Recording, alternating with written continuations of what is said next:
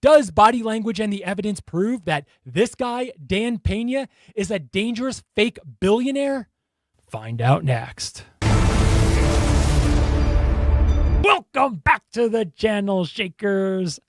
Derek Van Shake here. Meet Dan Peña. Your life's a fraud. He calls himself a high-performance business coach and trillion-dollar man. Dan is not like most business coaches who are positive and motivational. He's closer to a business boot camp drill instructor. Now, what does someone like Dan, who is a very unconventional business coach, need to get people to buy into his unique business coaching style? Right, a lot of money, or more specifically, the perception of having earned the big bucks in business. But is this guy who dresses up like the Monopoly man actually a billionaire? And is he physically dangerous to young people? We're going to piece together all the evidence along with breaking down his body language to finally reveal the entire truth about Dan Peña. I will warn you though, the second part of this video gets very serious. Now, let's get started. He's known as the $1 trillion man, and for good reason, because he crushed it in the oil market in the 80s and 90s. He's an investment genius, and today he's one of the best high-performance business coaches in the entire world. And if that's not enough, he lives in a goddamn castle. Oh la la. It's Dan Peña. Thank you. We made our billionaire wait 45 minutes. Well, is this what billionaires do? Do you have $450 million? Is that number right? I feel like you have a lot more than that. Yeah, I was going to say. As you're noticing, Logan and Mike are already calling him a billionaire and assuming he's worth a lot more than the questionable 450 million US dollars. And Dan isn't at all correcting them. He's going along with it. But why do you think they feel like he's so much wealthier? Yeah, he is literally dressed up like the present day Mr. Monopoly in his three-piece suit, lapel flower, handkerchief, and even wearing a pocket watch. Never met anyone with a pocket watch, an actual pocket watch. He fits the image perfectly of what we would assume an old oil tycoon billionaire would look like. But doesn't he also look like that talking snowman from Rudolph the Red-Nosed Reindeer? Silver and gold. All that money, how? How did you make it? Here's the first time they asked Dan how he made his money. And keep in mind, the big reason he's even on the show is because of the large amount of money he implied he has made, which would indicate that his unconventional approach to business works. Now let's hear if he answers. Did you start with zero? Did No, you get a small loan of $1 million? I started in East LA. Then I got in a lot of trouble. Been arrested several times. In jail. Would you say you're the Dan Bilzerian of the stock and bonds world? Or I would don't you know say who that that you're is. the Dan Peña of your world? I don't know who that is. How did you make your money? Mike asked Dan again how he made his money. Yes, Dan is diverting. Liars will sometimes do this. Anytime you ask something repetitively and they divert, they usually don't want to answer the question. Then it gets suspect to why they don't want to answer the question. If they finally do answer the question, their body language and verbiage usually says a lot. I ate a guy's nose off once, and I bit his nose off. I bet you your nose comes off easy. Mine? Yep. Want to find out? Don't ask for something you might not like. Am I about to fight a billionaire? What do you think? Could this be Logan's first win as a boxer? As you're starting to notice, Dan Peña is pretty wacky. I can only get it up 10, 12 times, A year? A night. I pole vault to the bathroom when I get up in the morning. I have big balls. My testosterone is 1800. This was one of my goals. One of the great medical centers to find out exactly how unhuman I am. I got more ass than a toilet seat at a bus station. I look for rakes. Skinny rakes with big. They say I'm the last living alpha male on the planet. I can get people to do whatever the fuck I want when I want it. 240 nuns and priests to pray for me every motherfucking day. I am in a rocket ship to motherfucking heaven. I don't say thank you. I've never said I'm sorry. I've never given a gift. Choke people at closing. They were unconscious. I should have choked harder. I drug bankers. I will kill your goldfish. God knows you weren't programmed to be anything even remotely close to me. My first punch is into the Adam's apple, then I bite their nose off. Give me 10 snowflakes here, I'll kick your ass all at the same time. I'm high on life. If I didn't have a pipe or a brick, I'd find something to beat him to death. When I was in grade school, I tried to kill my teacher because I wanted to be a priest. I'd be the Pope though. I went over and I broke his arm in 6 places for real. After that, now you got a broken arm, asshole. Kid. I've been in jail 5 times. Assault with a deadly weapon on a police officer. Actually did a joint venture with the CIA. I've got the brain as big as a planet. I'm super smart. I don't read books. Well, how did he learn how to be a man? His dad beat the out of him, just like my dad beat me. Bear the rod, spoil the child. Yeah, beat him like a rented mule. Tough love works. You fucking weenies. Parents before his generation, the one just before that, everybody up. This cement wall, line all your parents up there. I don't believe in equal rights. Not everybody deserves to be alive. Don't you understand? Nobody cares about all the trials and tribulations of your fucking weak life. alive. Because most of the kids are pieces of shit. Most of you should have never been born. You've tried every god thing known on the mother planet, and you failed. You should have rolled down the inside of your fat mama's leg. And all of you had big pigs for mothers. You can't stand to see them happy like this. Look at you, miserable bag. And for those of you that mothers, I blame you the most. Can I ask you something? Is there a chance that through some miracle you just like became a billionaire? I'm just saying you talk like a person who should be in jail. That's probably one of the smartest things I've ever heard Logan say. Logan is noticing that it doesn't make any sense that he's a billionaire or anything close to it, because he's just coming across in this interview as a crazy old man with a bad temper. Yeah. How did you make your money, Dan? I need to know. We can't be losers forever. Was it night shift merch? Probably not. No, it's you know, again, money's not everything. It's the only thing anybody keeps track of. Now, that was the third time Mike asked Dan how he made his money. And did you notice what he said when he diverted again? Money's not everything. It's the only thing anybody keeps track of. Yeah, Mr. Monopoly, who talks about how important it is to make a lot of money at all costs, is now oddly claiming that money isn't everything. That's not what we would expect from him. So it's very suspicious. Do you think he'll finally answer now? What do you think? And I got in a lot of trouble. And so I volunteered to go into the Army in 1966. I was at NATO. But I now have artificial knees. I got to tell you, Dan, every time I ask you how you make money, you say you got in a lot of trouble and you like the Army. Yeah. I need a answer. It took 4 times for him to say anything of how he made his money. If you have nothing to hide and it's something you focused your life on, you will naturally start talking about it, and maybe even start talking about it without even being asked. Now think of something that you know and love. Maybe you're a big football fan. Would you divert? Would someone have to pry an answer out of you, asking you 2, 3, 4 times for an answer? Okay, I made the money. Did you notice he said, I made the money? Instead of what we would expect him to say is, I made my money. Saying the money is impersonal and subconsciously distancing himself from the lie, and indicates a severe lack of connection and ownership of the money that Logan, Mike, and everyone else assumes he has. I went into the oil business. I went to investment banking. I went to Bear Stearns on Wall Street firm. And I saw meatheads, kind of like you, making tens of millions of dollars. They couldn't wipe my ass. They went to sweat off my balls. I left Wall Street firm and I went in the oil business.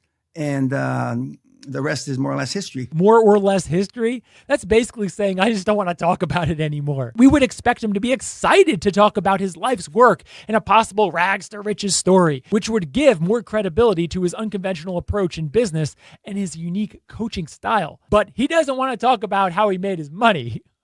This is not looking good so far for Mr. Monopoly. When I was at Bear Stearns. What years was that? Yeah, it was 77 through 81. And I was the most successful non-Jew in the firm. You just heard him confirm the years he said he was a high performer at a big Wall Street investment bank, Bear Stearns, meaning that if he was truthful, he was surely making really good money. Yeah, well, almost going bankrupt was fairly dramatic.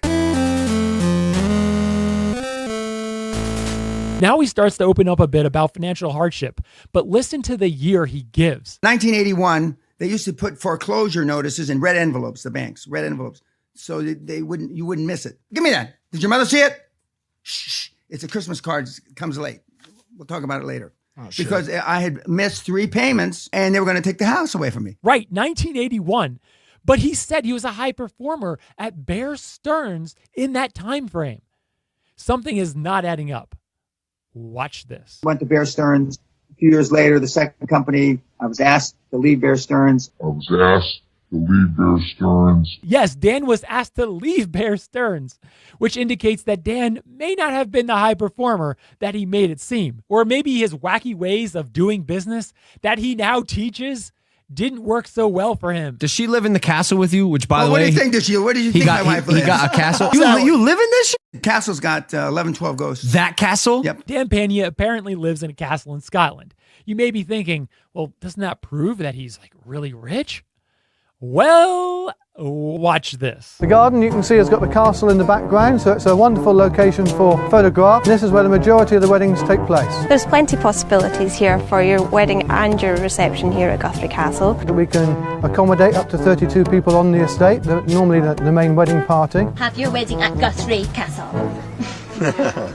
Yes, it's a wedding venue. It's a wedding venue. And the wedding guests are allowed all over the outside, inside, and even spending the night in his bedrooms. If he was actually a billionaire or even a half billionaire, would a few $10,000 a month be worth that? Would you want drunk strangers roaming all over your house, inside and out, spilling drinks and food, stealing things, throwing up, and passing out on your couches? Do you think all that massive inconvenience would be worth it to a true billionaire? My dad was a super Marvel hero, except he was for real, as opposed to your parents. I had an alpha male dad, superhero, who looked like, he had a 56-inch chest, a 30-inch waist, and he had 18-inch arms, and he'd never lifted weights. Yeah, those photos weren't actually Dan's father. That was Arnold Schwarzenegger. But those measurements he mentioned were almost exactly Arnold's measurements. And of course, Arnold lifted every day for years to look like that. So are you ready to see what Dan's superhero father actually looked like?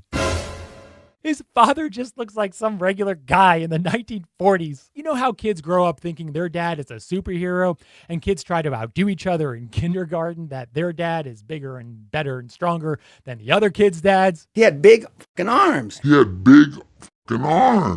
74-year-old Dan Peña clearly hasn't grown out of that. He's like a man-child. I can empty out a restaurant in 60 seconds. Why? Every customer in that restaurant. Because I go psycho. It's time to leave. You too, big. Time to leave. I don't know if that's such a good thing. You're an egomaniac. Some people say, but I don't think I am. Sociopath. Yeah. Psychopath. Yeah. Dan is admittedly a sociopath psychopath. I don't know if it's possible to be both at the same time, but if anyone is, it's Dan. When it comes to life and business coaching, it's very important to know who is coaching you, because they're essentially teaching you to become more like them. And if they're admittedly a sociopath psychopath, you have to ask yourself, is that who I want to become? One word to increase your balance sheet emotionally: be more selfish. Because what are you taught when you're a little kid? Johnny doesn't have toys, so let Johnny play with your toys, right? F Johnny. His parents should have got the toys. If he's got no toys, piss on him. Do you want to be like that? Dan Peña makes it very clear. That's the kind of person he wants you to become. So to succeed in his coaching and mentoring program, he will encourage, enforce, and reward you to sadly also be like that. Okay, ma'am, yes. The students here at his Wedding Castle seminar watched the movie The Founder, which is about McDonald's entrepreneur Ray Kroc, and they're discussing what they learned from it. If they don't add value to you, get rid of them. Your kids don't add value to you. Your kids add no value. 3 kids, 1 diaper. And I was shamed into changing that diaper, because I would have just let the kept rolling down his leg. I didn't give a f. Dan better be careful, because he's getting up there in age and he's going to need his diaper changed. I still don't give a f. Do you understand? The things that are so important to you don't mean shit to me. Come up with an idea, a product or service that changes 1 billion lives, i.e. Facebook, and you will be an instant billionaire. There you go. It's just that simple. All you got to do is create the next Facebook. That's the kind of advice you would expect to get if you asked your Uncle Jimbo how to become a billionaire. If you want to be a creator, become the idea. I haven't met any of those.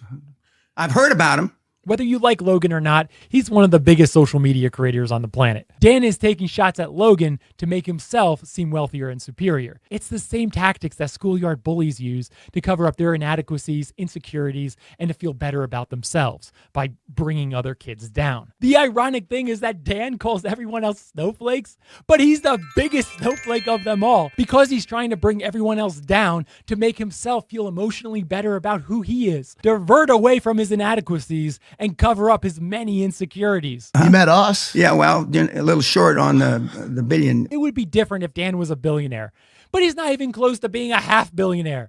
And I hate to break it to him, but monopoly money doesn't count towards a person's net worth. By taking shots at the hosts, he's putting negative focus on them and distracting away from his lack of non-monopoly money, while also creating the assumption that he is a billionaire because he's criticizing them for not having $1 billion. We naturally assume that the person who just criticized us of an inadequacy is superior to us in the area they just criticized us on. So this creates the illusion that Dan has way more money than Logan, but in reality, that may not actually be the case. You're a little short on the dollar side yourself. I think we've had a couple of billionaires on the show that would say you're... I stopped that because I found it easy. Dan said that he found making a lot of money was easy. But did you notice his body language? Oh, watch again. I stopped that because I found it easy. Yes, as he was saying making money was easy, he gives a rare wrist scratch. He wasn't doing much of that at all throughout this interview. Lying is stressful, and sometimes to deal with that stress, we will suddenly do a self-comforting touch. Our wrists are very sensitive and feels good in self-comfort when we scratch them. This wrist scratch is not only self-comforting, but also creates a barrier across his chest in defense. We subconsciously feel that lying is dangerous, so creating barriers in defense is common. Now, when I hit play, see what you think of his body language. I made $500 million in 6 or 7 years. I found it easy.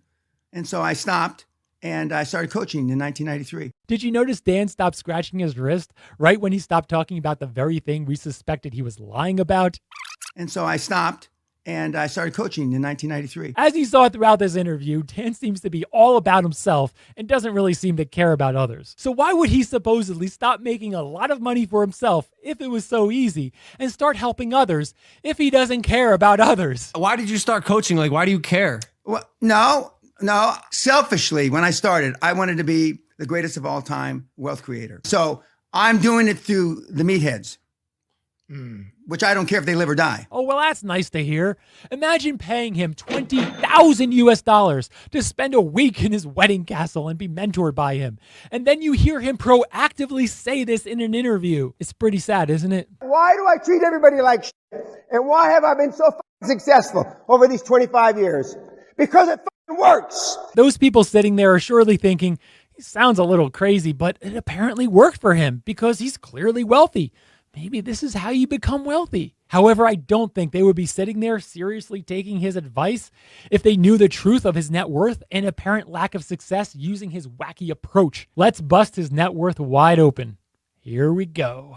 On Dan Peña's website, we find out where that number, $450 million and billionaire, comes from. He relies on people reading that and assuming he's extremely rich and not digging any further or questioning it. $450 million was how much his largest company he founded, Great Western Resources, Inc., was worth. At its very height, though, as you all know, company stock prices go up and down.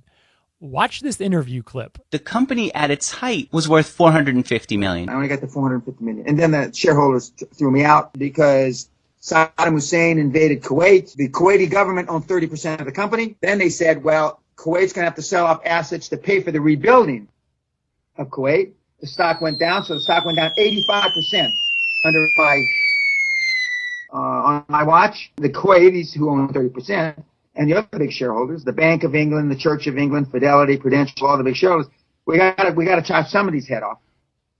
So they told me I had to leave. Yeah, the company was worth $450 million, but dropped 85% while he was still CEO of the company, which would then value the company at $67.5 million. But did you also catch this? The Kuwaitis, who own 30%, and the other big shareholders, the Bank of England, the Church of England, Fidelity, Prudential, all the big shareholders. Yeah, there's other big shareholders of the company. You know what that means? He doesn't own that much of the company. In the mid-1990s, the entire company was acquired by Force Energy for $48.3 million. So does all that money go directly into Dan's pocket? No. Not at all. It's divided up among all the shareholders of the company. So only a small amount of that would go into his pocket. We know that there were a lot of big shareholders in the company, so Dan did not own very much of the company at all. If Dan personally owned 5% of the company, he would have gotten $2.4 million. If he owned 10% of the company, which would surely be on the high side, he would have gotten $4.8 million. Far from a billionaire or even the bogus $450 million. What was your net worth after leaving the company?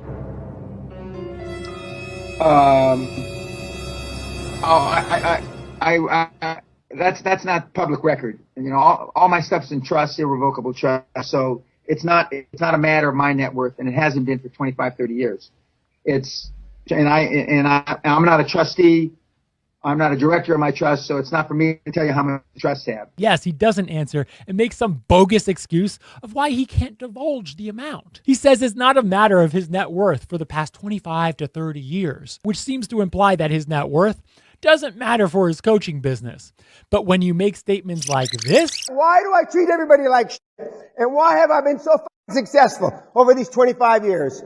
Because it works. You are selling your services and credibility based on your claimed personal results. It feels like false advertising. What do you think? But I wouldn't consider either one of you successful. Oh, you haven't done shit. You haven't done And just to fill you in, your meatheads, just so you know, made a itsy bitsy percentage, most of them, of what he made in the past 3 years. Just to let you know. So we played this show, but I mean, he's done quite a bit of revenue. I would bet that he's made more than 90% of your meathead. The funny thing is that Mike is defending that Logan makes more money than Dan's students, but Logan Paul's net worth is surely substantially more than the fake billionaires. I would disagree. 5 of the top online money producers on the planet I trained. Wow, top 5 online money producers on the planet. Dan is lucky that Google doesn't exist, so we just can't look up these names. Who are the top 5 guys? Matt Lloyd. Here's Matt Lloyd. Things aren't looking very good for him, wouldn't you say? Where do you think he learned to run a scam business like that? Shakir Hussein. Shakir Hussein isn't even on Google. Does that make sense for someone who Dan says is a top 5 online money producer? Pat Popius. Pat Flynn came up, which may be what he goes by now. But if this is him, he's just a make money online YouTuber with 220,000 subscribers. These guys make $3 to $7 million a month. Yeah, Dan gave 3 names when he said 5, but those are apparently his best 3. One guy is being investigated by the Federal Trade Commission for running a scam. One is non-existent online, and the other one is at best a YouTuber with a couple 100K subscribers. For those of you in sales, there's your little gold nugget from Mr. Monopoly. But make sure you only use it on your very best prospects. The walk-away close is the best close in sales. Walk away meaning, F you, I'm leaving. Or don't let the door hit you in your fat ass on the way out. Of course, salespeople or anyone should not be on their hands and knees for anyone else. We respect those who have respect for themselves, but that's a lot different than being disrespectful like Dan is saying you should be. Would you want to buy or do business with someone who just disrespected you like that? Meatheads like you, and you, bitch. Apparently, Dan Little Peña feels more like a man when he calls women derogatory names like that. I think it's stupid calling people meathead, but why did he change it for her and call her that name? It sits so wrong with me to hear that. What about you?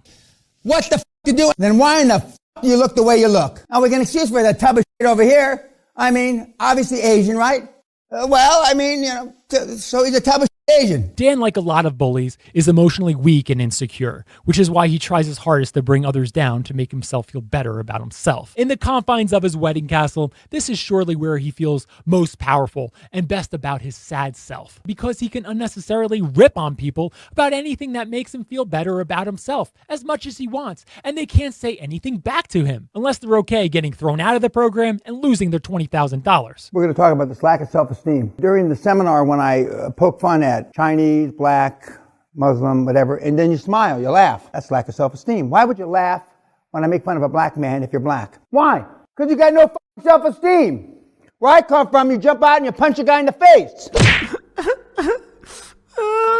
What would you do if you were there? I know I couldn't take the garbage that's spewing out of his mouth. I would tell him off. And if he wanted to get physical with me, just try it, old man. When the old man comes at me, flailing his arms, and I sit him down nicely in a chair because it's not right to fight the old frail man, do you think he would look up at me with a smile and say, yeah, I respect you for doing that because that's what I said I would have done? Heck no, that takes strong personal character, values, and principles. Our snowflake here doesn't seem to have any of that. He would surely start screaming, ranting, yelling, throw you out of his wedding castle, and call his lawyer crying.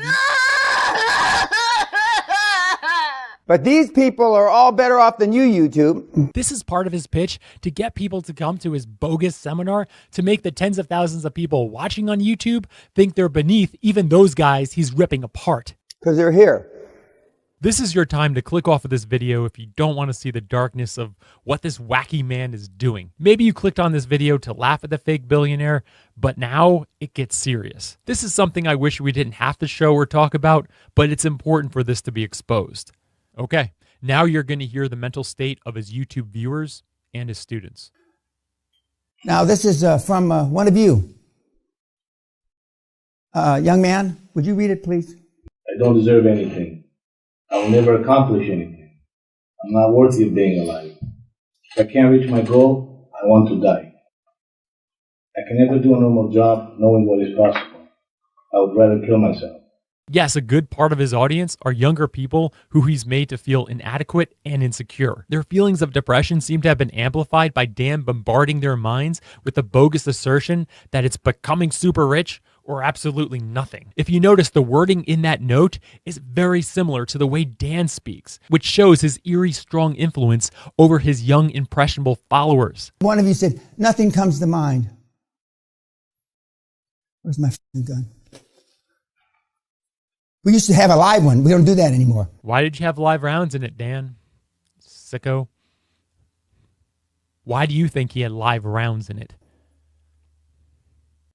I've chosen to blur this out. This sicko is doing this while fully knowing that harming themselves is on many of the young people's minds that are in the room and also many of the kids that are watching on YouTube. Remember, when someone is feeling depressed and they see him do that, it looks and feels very different and much darker than those who aren't feeling depressed. He's growing, perpetuating, and reinforcing this bogus idea that it's super rich, high performer, or absolutely nothing in the minds of these impressionable young people who look up to him as a trusted mentor and grandfather figure. But most kids, and I call you all kids because I'm either old enough to be your father or grandfather, most kids are worthless pieces of shit. They should not have been born. They should have rolled down their mama's fat leg. This is only the start. It gets even crazier from here. And when you do it right, you know? Don't f*** around. We've had people shoot their face off trying to commit suicide from this program. Because they do, it just blows their jaw off. That's right. This grandfather figure to them and trusted mentor is now teaching his class and those watching on YouTube how they should do it. Again, he's creating the bogus idea in their minds that if they're not super rich or whatever he calls it, they're worth absolutely nothing. He's a sick man and is trying to get his impressionable followers to also feel sick. So they pay him $20,000 to join his bogus seminar. When you're going to do it f***ing right. Metaphorically speaking, as my lawyers tell me. Metaphorically speaking, do it f***ing right. By claiming his lawyers want him to say that, negates his sincerity. It's kind of like saying you're sorry after you're specifically told to say you're sorry. Right, it's not sincere. Also, he wants you to metaphorically do it right. Does that make any sense to you? And if you notice when he was talking about how his lawyers want him to say that it was a metaphor, he was giving a creepy smile and a giggle, which makes his little legal note come across as insincere and thereby was just said to cover his butt from legal liability. And if you want to know how to slash your wrist, I'll show you how to slash your wrist. YouTube, how is this guy on the platform? How is his content not a violation of our community guidelines? YouTube, stop giving him a platform where he can target young people with his sick ideas. Content that encourages illegal or dangerous activities is not allowed on YouTube. I must have hit the top of my game because I've been barred from Facebook, banned, apparently, maybe forever. Does it surprise any of you that he's been banned on Facebook? I looked him up. He's not on Facebook. He seems to be banned. Self-esteem is built the first 7 or 8 years of life. For those of you that have kids older than that, forget about it. You might as well. Can you guess what he's going to grab off of his desk now? Give him a gun. He's constantly reinforcing his violent and perverted belief that it's to be like him or absolutely nothing. You don't turn around 15-year-old kids. How do you think a teenager who is struggling with self-esteem and depression, which was surely amplified by watching him, how do you think they feel? Right, he's making it seem like there's no hope for them. Neither is content that risks serious physical harm or death. I told you last night we've only had one nervous breakdown this year. No attempted suicides, I believe. Yeah, Dan is now proudly giving you the statistics of who tried it in his program. Last year was a hot year, though. Last year we had 4 or 5 attempted suicides, 3 or 4 nervous breakdowns. It was a good year. That's right, this old sick man is bragging about the number of people who have hurt themselves because of him and considers it a good year if they push themselves so far that they've become mentally unstable. He's talking about this with such sick pride, it seems like he's on this power trip that he can make young people harm themselves, despite everyone else in society trying to prevent young people from harming themselves. You know how teachers have a grading scale between A and F to see how the class performed? It appears the mental anguish of his class is his sick metric. You don't deserve to live. As you saw throughout this video, Dan Peña is saying this stuff often. This is not a one-time slip of the tongue. Yelling at young people to end it is just part of his sick routine, while fully knowing that harming oneself is on the minds of people who are watching him on YouTube and his students in the room. See, I believe all the people on the earth shouldn't have been born. Just about everyone values human life. If someone is in serious trouble or dying, we want to save them. We don't ask them for a resume or think, what's in it for me? It's because we believe human life is precious and should be saved and preserved. But he admittedly doesn't believe that. Yes, Dan Peña's thinking is difficult for us to wrap our mind around because it's contrary to everything we know and believe. What you're seeing is an unashamed admitted psychopath. Yeah. Who is certainly not hiding or masking those scary psychopathic feelings and beliefs. I think law enforcement needs to investigate the connection between those who have watched Dan Peña and those who have harmed themselves. As you saw, he even seemed to brag that his teachings and his program have caused people to harm themselves. Current generation does not do, will not do, and in my judgment, cannot do, is pull the trigger. Make a decision, you. Dan seems to be referring to taking action in general, but given what we just saw him do and say, he may also be referring to action that you and I would consider horrific. But now it starts getting even creepier when the impulsive hosts start agreeing with Dan and saying his chilling words, which seems to mean more to Dan than Logan and Mike innocently think it means. Well said, Dan Peña. I think a lot of people watch us and they'll come find it. And everybody doesn't deserve to be alive. Who the fuck said that? I think there's a good chunk of our audience that will find this refreshing, for sure. and also will Absolutely. pull the trigger. We've got a bunch of people watching. So Yeah. Amazing. About 5 years ago, I remember coming across a Dan Peña video on YouTube. But I remember ignoring the wacky old man because his channel was so small. But now, not anymore. Logan Paul, you had him on your show, which you claim is the #1 ranked podcast in the world. Welcome back to Impulsive, the #1 podcast in the world. Yo, mark this moment. Impulsive is peaking right now. We cannot beat this. His appearance on your podcast has now given him new visibility and credibility to target more young people. This is not the first run-in Logan has had with this issue. Remember this? I've made a severe and continuous lapse in my judgment. Now more young people are watching and following this sicko on social media, where he's poisoning their minds by growing their financial insecurities, creating feelings of inadequacy, and then cornering them with terrible options as their only way out. Logan, how did Impulsive not vet this guy properly before having him on your show? What do you do now? Get-rich-quick schemes and scams have been around forever. And as sleazy and as slick as they have been in the past, they don't stoop to Dan Peña's level of targeting impressionable young people with the dream of becoming super rich, amplifying their insecurities and feelings of inadequacy, and then constantly bombarding them with dangerous thoughts and images of harming themselves. That unless they're like him, they're worthless in the eyes of their trusted grandfather mentor figure. And to become worthy of living, Dan Peña must fix them, which is generally to pay him $20,000 to go to his stupid seminar. He is one wacky, sick man. Give this video a thumbs up if you think Dan Peña is wacky. Give this video a thumbs down if you think he's not wacky at all. Now in the comments, what would you do if you found yourself in the audience listening to Dan Peña insult you and your family while also flashing his firearm at you? Would you yell something back at him, throw something at him, get up and leave, just sit there and take it? Let everyone know in the comments below. Hit that subscribe button now because we don't want you to miss out on new body language and investigative videos that shake up YouTube. And I'll see you at the top.